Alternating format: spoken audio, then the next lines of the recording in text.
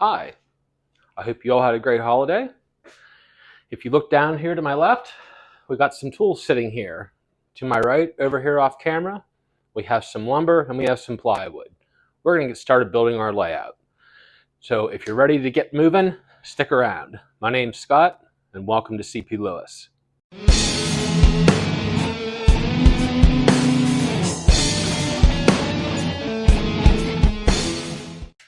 Okay, let's get started. So the first thing we're going to be talking about is the height of the layout. Some people like to have theirs really short. Some people like to have them really high. I'm usually like in the middle, in between. So I'm thinking about 40 inches high, which put me probably about here. We're going to be doing L-girder bench work with risers. So the riser is going to be probably about 6 inches higher than that. So we're going to probably be up about here at 46, maybe roughly 48, which is going to probably be about our track height. That's about here. That's about roughly where I like things to be, so you're not constantly bending over to have to work on stuff. So what we're working with here is we're going to be using 2x2s. This is going to be for our legs. And then we're using 1x3s, which is going to be forming our L-girders. And we're also going to be using these for the risers and for the grids in between as well. So the first thing we want to do, let's do some cuts here for some of the legs. And we're going to start by doing 40-inch cuts. So we're going to mark a couple of these here at 40 inches.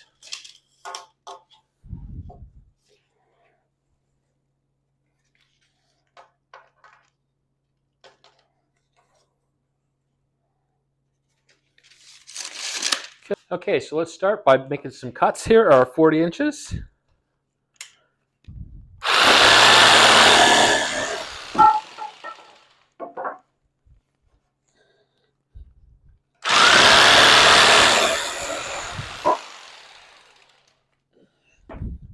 Doesn't have to be 100%. Not building a space shuttle. It's just a train layout. You can see there, that's roughly where our top of our benchwork is going to roughly be. So let's get some more of these cut out.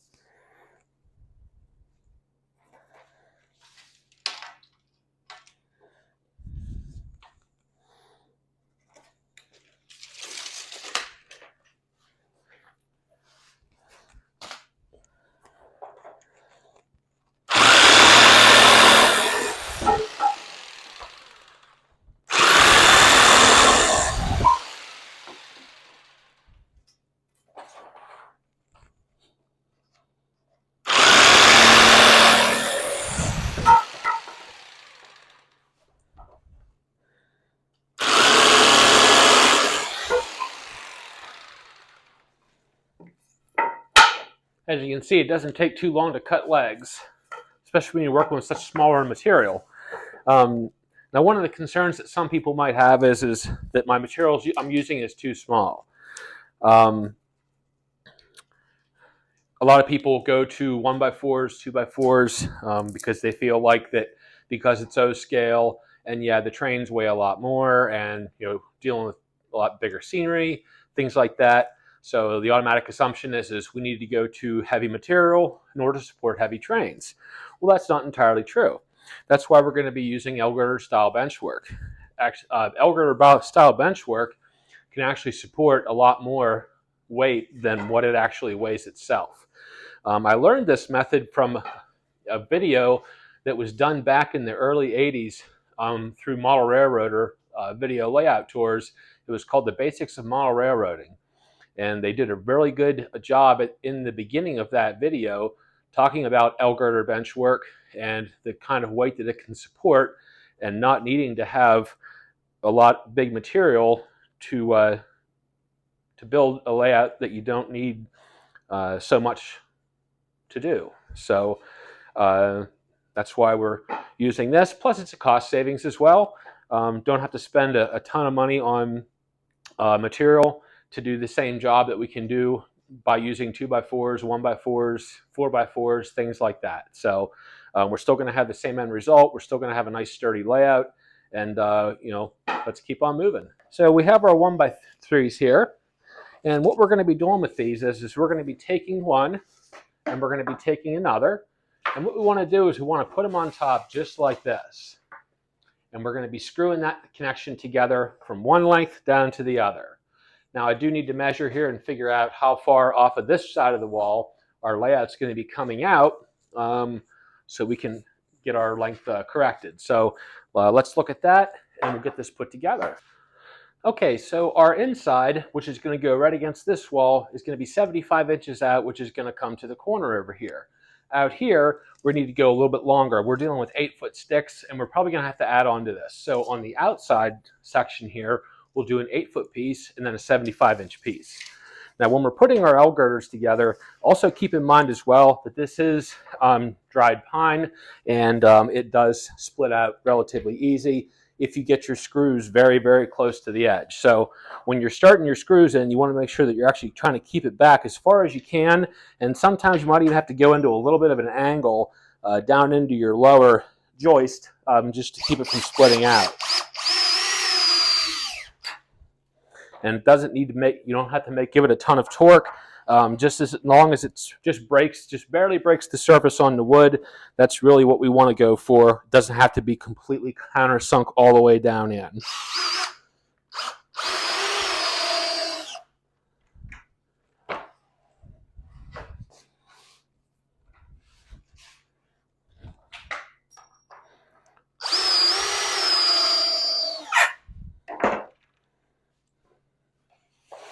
Now, some people will glue and screw together their L-girders, which is great.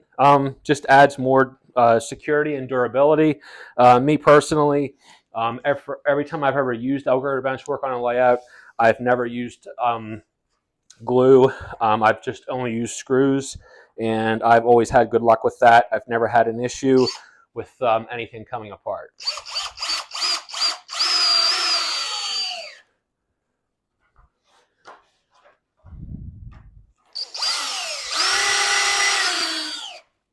Okay, and as simply as that, we have one L-girder that's all complete. So that's going to be our outside piece. It's going to come over here against this wall. So we'll get this lined up over here, and then we'll go ahead and we'll cut our pieces for our 75, which is going to be on the inside wall.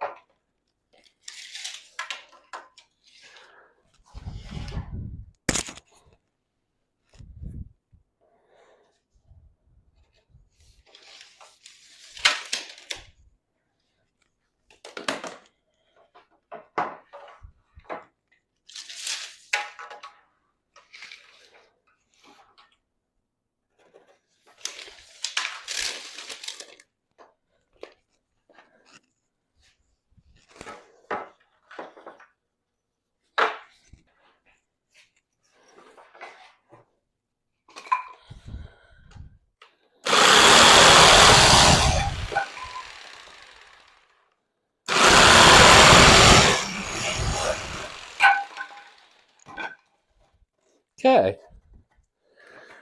Now again, this is all going to be underneath the layout. I'm not too worried about the ends being a little splintered from it being cut. It's all going to be covered up eventually by skirting and scenery and things like that. So, and again, we'll start by putting our girder together. Sometimes it's good to get one screw started in, so it's a little bit easier to get it together. So in this case, I'll just start over here and run a screw in, and then we can put ours together. Just simply line up an end there, so you can get one end started, just like that.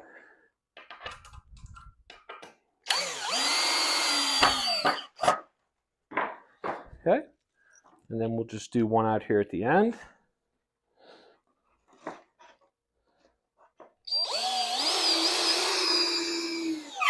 And you don't have to go crazy with screws. You know, I'm putting them probably like every 16 inches, 18 inches. You can go more or less if you want, but again, just from years of doing this and experimenting around a little bit with what works and what doesn't work, again, I've never had an issue with them being spaced at 16 or 18 inches.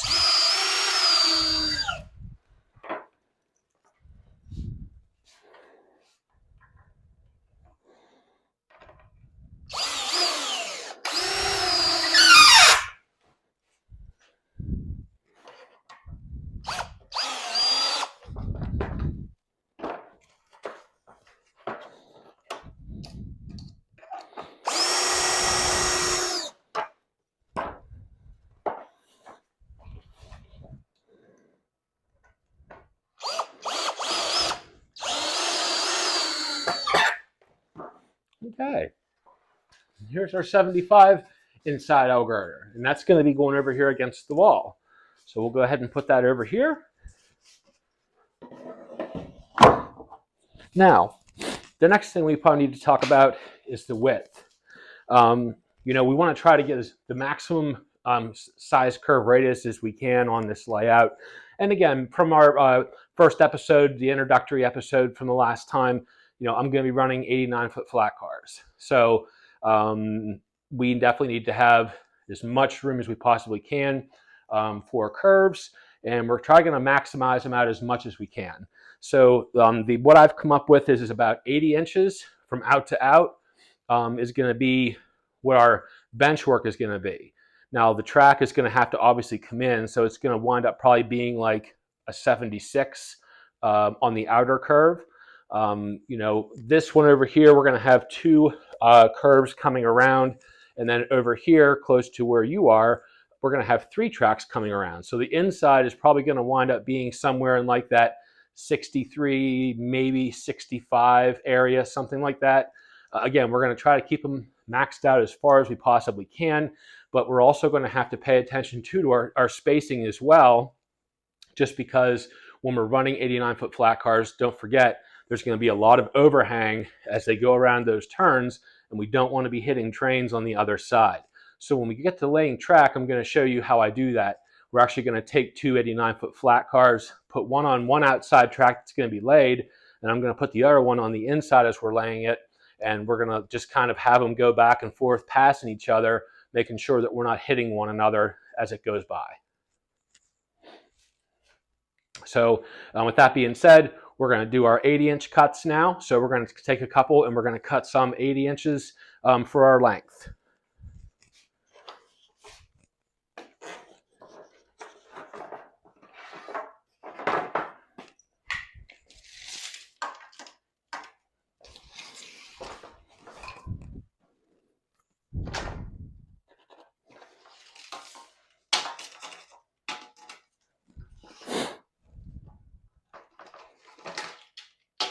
And feel free to ask any questions down in the comments below if you want on how I'm doing any of this, or if you have a question about, you know, what am I using for tools, things like that.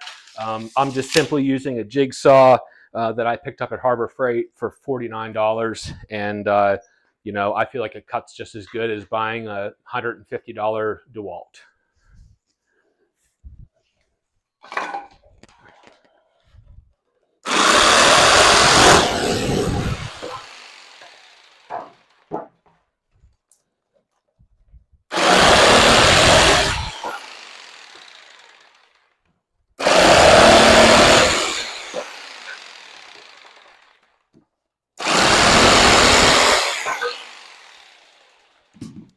Now, all of our scrap that we're going to have laying down here on the floor, you know, we've got these, you know, 12-inch pieces, 14-inch pieces.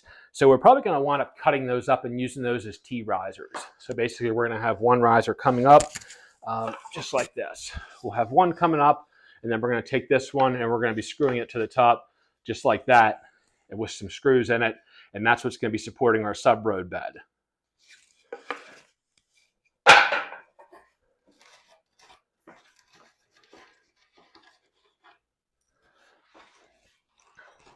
Now, with the cross sections like this, this is what's going to be what we're attaching our legs to.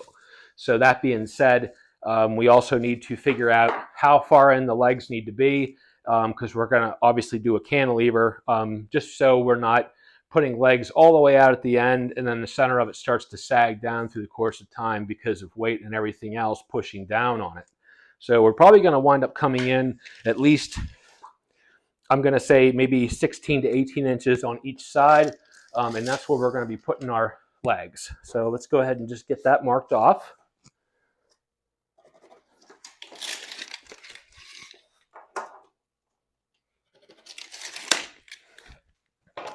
And we're going to grab our speed square here. We're going to make our lines because that's what our guide's going to be for our legs. One here, one there. Okay. Now let's grab two of our legs and set those up on here. This does get a little tricky when you're working on sawhorses. So I just try to use things that are on here right now as supports for doing this. So we got one leg here, then we put the other leg over here like this. And again, what we're going to do is we're going to get them matched up here on the end, and we're going to go ahead and get our screw in place.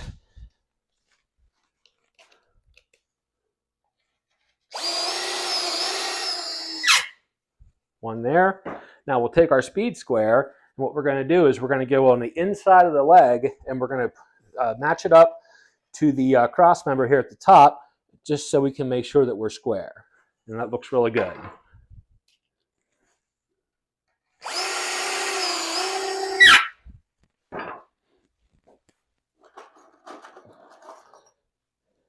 I'm using 1 5/8 drywall screws. I just bought a 5-pound box because we're going to be using a lot of these through the construction of the L-girder, the risers, putting the Subroadbed down, and then when we start putting our backdrop up, we're also going to be using these. So it was cheaper to just buy a 5-pound box. And let's be honest, we can use drywall screws everywhere throughout the house, hanging pictures for the wife, hanging something on the wall for yourself. So it's not like they'll ever go to waste. They will get used up, I can assure you.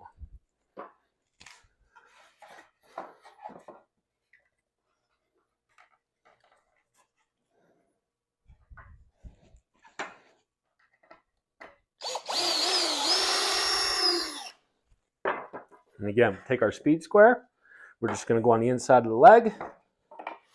And we're just making sure that our legs are nice and plumb, top to bottom. And we'll finish off with some screws. Just like that. Now, the next thing we need to do is we need to do one cross member. So basically what we're going to do here with that is we're going to take another 1x3. And what we want to do is we want to go from top side of one leg down close to bottom to the other.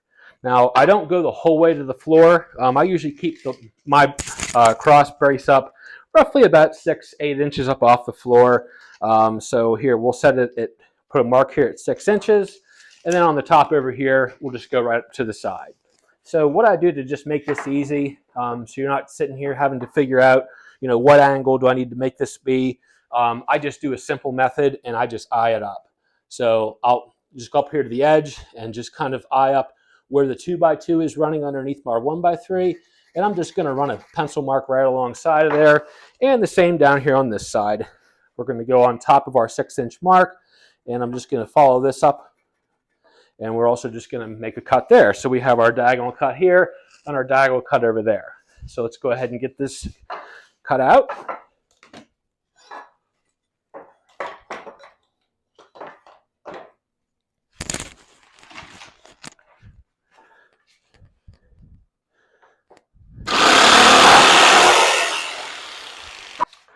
Okay, so we have our diagonal piece cut. Let's go ahead and, again, we'll just get this lined up here.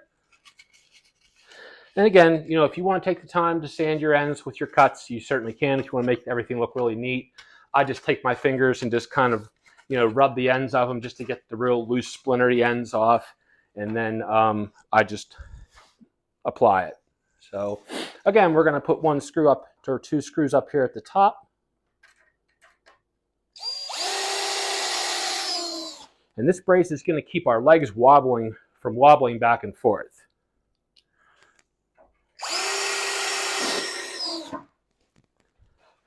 Now, some people will put a brace on both sides. They'll do what they call an X brace. We're going to kind of do that, but with us and these legs, we're going to have one run this way, and then the next set of legs we cut, we're going to run the brace the opposite way. So we're actually creating that X brace, but it's taking two sets of legs in order to do it, and it's still making the layout just as stable.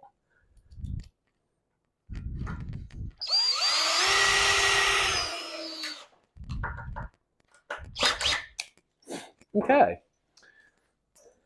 so here's our one finished leg. This is what we're working with here. As you can see, we have our 80-inch section here. We have our cross brace going down, and then we have our 2x2s. And as you can see, this is really stiff. It's not going anywhere.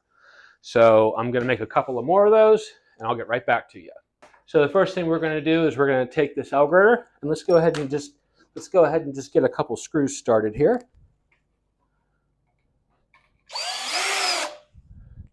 Now what I'm doing is I'm coming back in about 1.5 inches to start my screws, just like this. And the reason why I'm doing that is because when we start our girder, we actually want this our L-girder to be underneath this cross member for kind of a support. So that almost puts me right almost at the center of the 2x2s.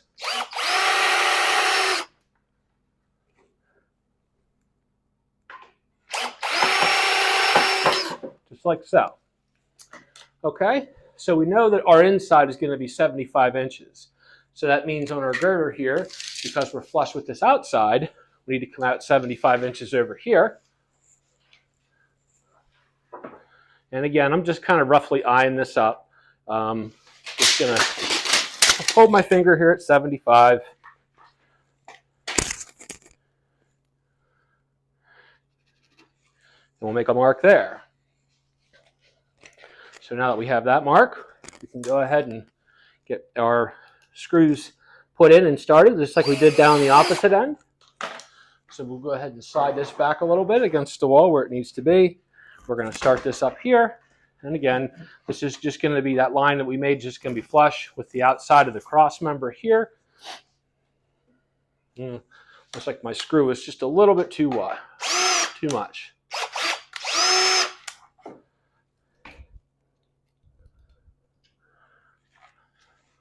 Okay, and again, just want to make sure that our line is up where it needs to be. And let's put our screw in. Okay. Now our legs, we'll plumb those out here in a little bit. For right now, let's just get the structure standing. Okay, there's one side. Now we'll come around and do the other side.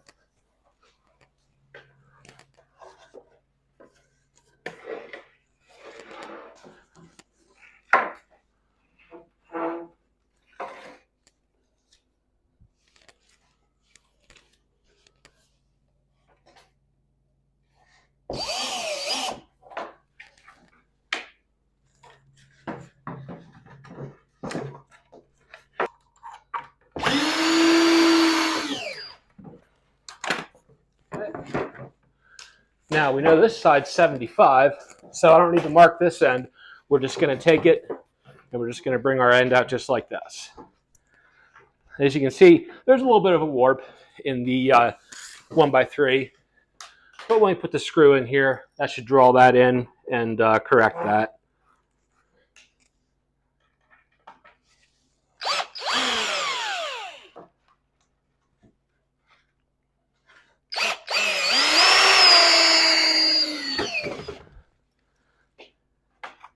So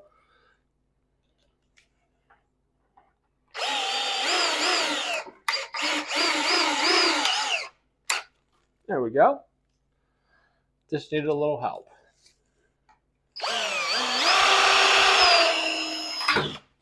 Whoops. There, I split it out a little bit. Again, this surface is about all you need. You don't have to countersink them.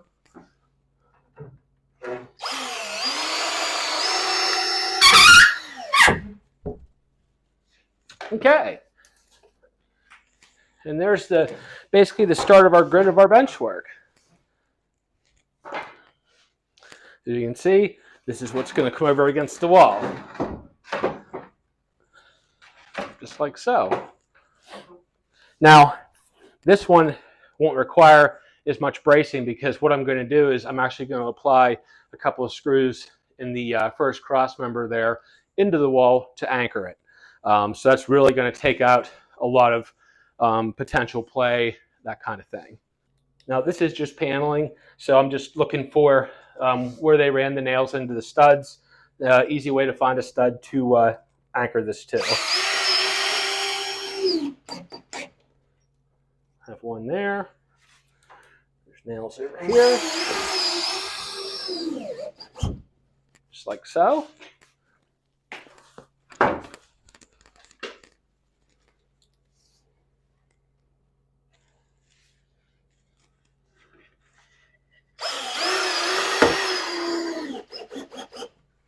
Okay.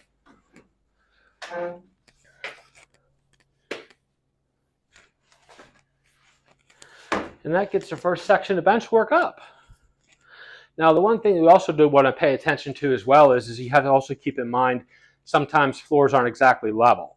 So you can, with this style of bench work, you can do it two ways. You can level the bench work itself, or if you want to, you can level your risers as you're going around.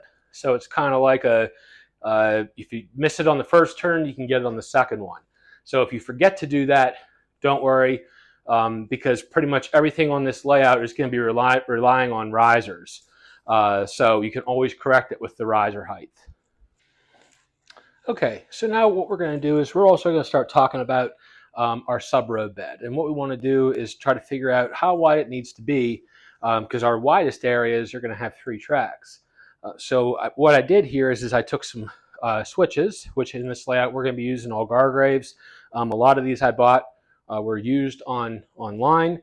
So they definitely need to be cleaned up, but they all look like they're completely salvageable and able to be ran. So what I did here is I just kind of hooked it up just to see where we would be at, roughly with about 3 tracks. And when we look at that, we're about 14 inches. Now, I had said earlier that we're probably going to have to make some space because of those 89-foot flat cars. So I'm probably going to be guessing that our sub-road bed width, we're probably going to be somewhere in around the 18-inch area in width. And then with the doubles here, we're up at about 7. But I'm adding on about at least 2 or 3 more inches to that in the width. So I'm going to probably say our sub-road bed for the 2, just for regular double track, will be about 10 inches. So what I'm going to do next is we're going to start looking at cutting out some radiuses. Okay, so what I did here is I made myself a jig. I drilled a small hole in this end, and what we're going to do with that end is this is where our screw is going to be in, because this is what our pivot point is going to be right here. And then I come out here, and I drilled 3 holes actually. So if we're 80 inches, I'm coming back in off the edge a little bit because I'm always so precautious about wanting to have my trains clear at the edge of a layout. It just makes me nervous. So I'm backing it off to about 38 inches. So we're going to be about 2 inches back off on the sub-road bed. And then we went back 10 inches from 38. So we're at 28 on that. And then 18 off of that, for the 38. So we're at 20 on this one. So 20-inch radius on the inside, but that doesn't necessarily mean we're going to be using that. Whatever we don't use will get covered up with scenery anyways. So let's go ahead and get started. What we're going to do here first is I'm just going to come down here at the edge of the plywood, and I want to start over here as close to the edge as I can get with the outside diameter hole. And let's go ahead and just run our screw down in here so we can secure our pivot point. And then what we're going to do is we're going to take our pivot point here, and I have the take the pencil, And we're just going to stick it in this outside hole here, put it in our pivot point, and go ahead and just draw our radius. Just like so. Now that gives us our outside diameter. Now what we want to do is we want to go into our inside diameter, which in this case, we're going to cut our curve over here on this side of the layout. So we're just going to come over here and start on the inside and just go back across.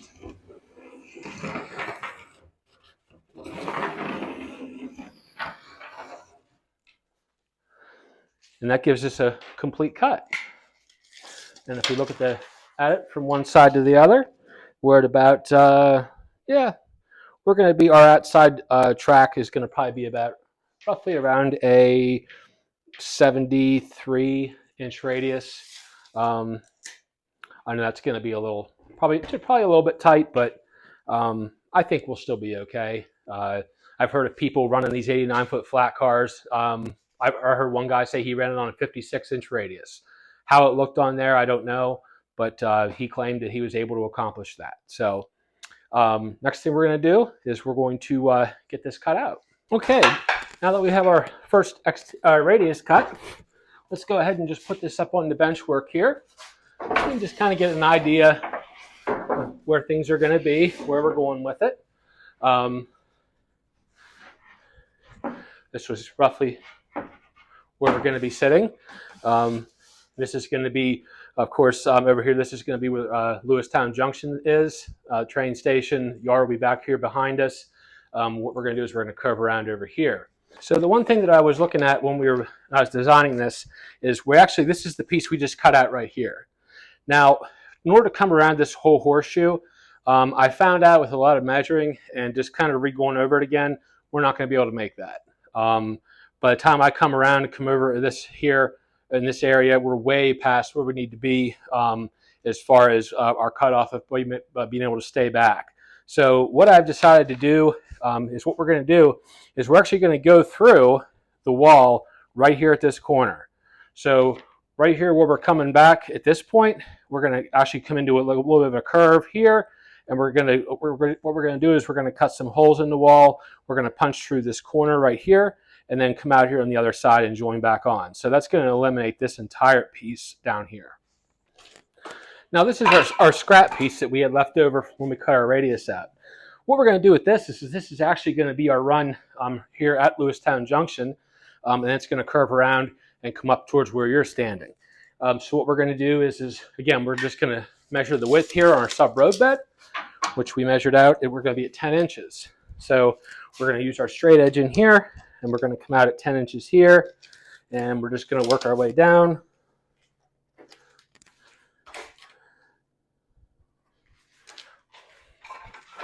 And then what we're going to do is we'll stop right there because, again, we're going to have our curve coming in here. So that we're actually going to use this as our inside diameter when we're going to go this way. Now, we are going to have a passing siding that's going to be starting here, coming around, and then we're also going to have our yard tracks coming back.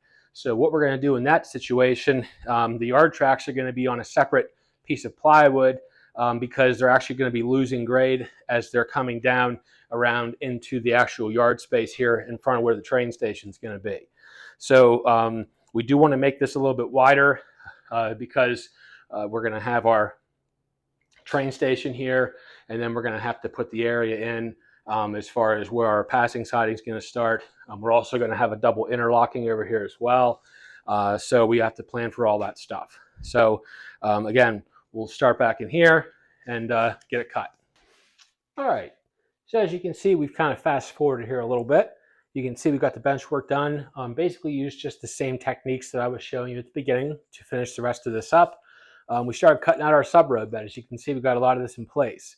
Over here is going to be the problematic area that we were talking about earlier, that we just don't have enough room to make a horseshoe in order to get around this corner. So we're actually just going to go through the wall right there in some type of an angle, like 45 or something, and then just punch out the other side and connect back on here. So that's the next thing to do. That's going to wrap it up for this video today. If you have any questions, feel free to ask. Any comments, feel free to leave them as well. Also, please like and subscribe and share it. And we'll definitely see you the next time here. Until then, keep things in notch 8, and we'll see you soon.